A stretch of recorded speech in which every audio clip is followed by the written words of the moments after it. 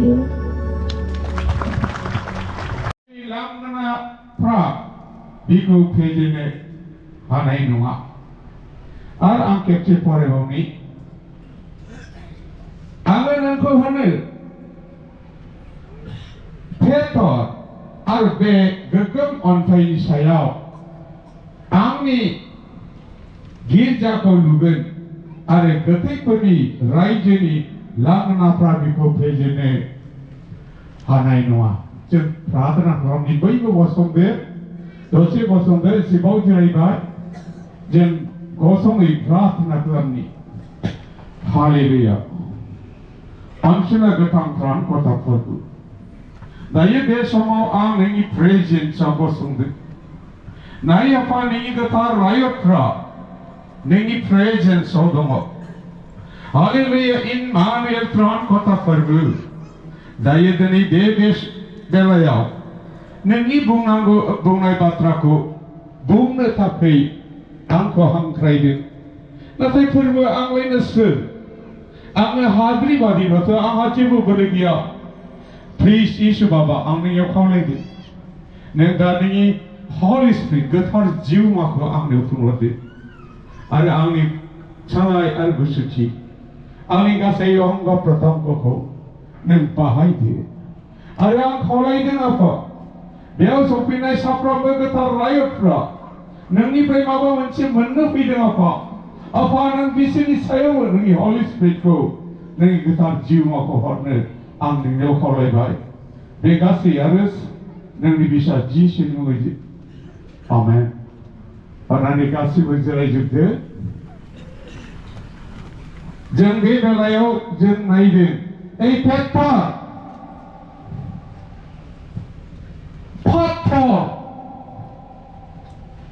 बे गोगोम अन्थाइनि सायाव आंनि गिर्जाखौ लुगोन बे बेलाखौ नायोब्ला बिनि सिगाङाव जों नायग्रोनांगोन जेब्ला जिसु ख्रिस्ट'आ गलिलियाव थाङोमोन अब्ला जिसुआ सोलोंग्रानो सोंदों मानसिफ्रा आंखौ मा होननानै बुङो अब्ला सोरबा बुंबाय नोंखौ जहन बाप्ताइजित होनो सोरबा होनबाय एलिया सोरबा होनबाय जार्माया सोरबा होनबाय नाबिफोरनि सासे नाथाय बेखौ नांजाया नोंसोर मा बुङो जिसुआ सोंदोंमोन बे सोंनायावहाय पेट्रआ मोनसे बिराद गिदिर बाथ्रा बुंदों नों गोथां इसोरनि फिसा हौवा आमेन हालेलुया आमेन जों आखाइ खबनि नों गोथां इसोरनि फिसा हौवा आं बेबादि नुदों जुदि बियो गोथां इसोरनि फिसा हौवा होननामोनब्ला अब्ला हयतो जिसुआ बुंनाय नङामोन आं खनसेखौ नुबोदों जेब्ला बिखौ गेनेसरेथआव लिंहैदोंमोन ना सारदोंमोन हरसे मानि ना सारनानै मोनाखैमोन जिसुआबो थांदोंमोन आरो जेखौहाय एसे गोजानाव जावलांदो कमप्लेन होब्लाबो आपत्ति होब्लाबो मानियाखिसै नों नावखौ जावला आरो नोंनि आवदाजों सारदो आरो सारनोब्ला गोबां ना मोनबाय आरो जेब्ला बे नाखौ मोनदों अब्ला बे टाइमावबो पेट्रआ बुंदों फोरबो नों आंनिफ्राय गोजान जा मानोना आं पापी amen hallelujah amen hallelujah amen hallelujah amen फोरबो नों आंनिफ्राय गोजान जा मानोना आं पापी नोंथाङा लुकास बालाकनि 8 नाय पेट्रआ बेबादि बुंदों बेनिखायनो आं नुनो मोनदों खनसेबाव बिनि फोथायनाया एब्राममोन हिर' अफ द फेथ होनोब्ला पेट्रआव दंमोन फोथायनायाव बिरमोन बियो फोथायनायाव गोगोममोन बियो आरो बे अन्थाइ होनना बुङोब्ला आरोबाव जों नायबावनांगोन Genesis chapter 49:10 now Shiloh होनना बुङो Shiloh means Hebrew अन्थाइ सोर जों नायबोयोब्ला नुनो मोनो आरियावहाय सामुएलनि गामिनि सामुएलनि 23 अध्यायनि 3 सिरियावबो जोंनि फोरबोआ अन्थाइ आइजाया 26 नि 4आवबो जोंनि फोरबोआ अनजिमा गैयै अन्थाइ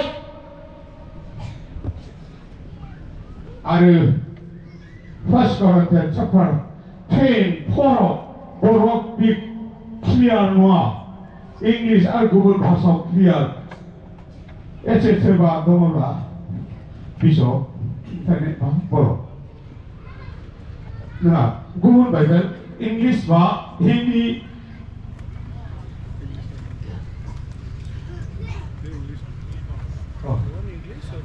English 1 Corinthians chapter 10:4 당신이 Corinthian 12:4이요 비 언태야 크리스토 하나분들 아멘 길이 보러 빈데 카세 translate 그러면 우리 가운데 꿈이 길에 길이 잉글리스하고 힌디요 예수님 사고분들 비 언태야 크리스토 네 10:4 And all drank and same spiritual drink, for they drank out that spiritual rock that followed them, and that rock was Christ. Amen. That rock was Christ. 자기가 그 탕 온타인이 베이는 등을 나무도 베이스마요. 비온테야 크리스토. 비온테야 크리스토. 비리페는 이제 크리스토니 사요.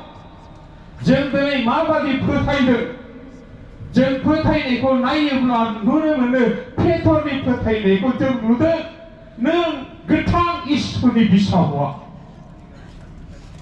नों गोथां इसोरनि फिसा हौवा बिनि फोथायनाया हरदो नोंसोरलाय आंखौ सोर होननानै सानो अब्ला पेटरा बुंबाय नों गोथां इसोरनि फिसा हौवा अब्ला बुंबाय बे गोगोम अन्थाइयाव means बिनि फोथायनायाव आंनि गिर्जाखौ लुबाय amen hallelujah amen hallelujah amen आं बारा गोबाव बुंनाया प्रब्लेम मथेल'थ' आंनि टाइमानो गैखाले शेष अब्लाबो आं about 15-20 मिनिटसो नाजानि बेवहाय जों दा नुनो मोनदों फोथायनायावहाय गोगोम फोथायनायाव इसोर अर्थात गोथां इसोरनि फिसा हौवा बहुद नुबोदों आं पेटरनि खुगानिफ्राय मा बाथ्रा ओंखारो जे बिखौहाय गोथां इसोरनि फिसा हौवा नों इसोरनि फिसा अभिषिक्त फिसा हौवाफोरनो पेटरा बुंदों नों इसोरनि अभिषिक्त फिसा हौवा होननानै बुंदों नाथाय दिनै जों बे इसोरनि गोथां फिसा हौवा जिसु ख्रीष्टखौ जों माबायदि फोथायदों दिनै जोंनि फोथायनायखौ जों नागाबोदिनि जाय फोथायनायजों बाइबेलाव बेबादि बुंदों जे अन्थाइया एरगा जादों बे अन्थाइया न'नि खनानि खुन्थिया जाबाय आमेन बे अन्थाइया सोर ख्रीष्ट जिसु ख्रीष्ट आरो बेजों दिनै आं बे जिसु ख्रीष्टनि सायाव फोथायनानै आं माबादियै दिनैहाय बेजों सुजाब जादों बे खर' Ephesians 8:20-23 को फरायसै मोनसे माउथपिसबो हरजाय माइक्रोफोन 1:22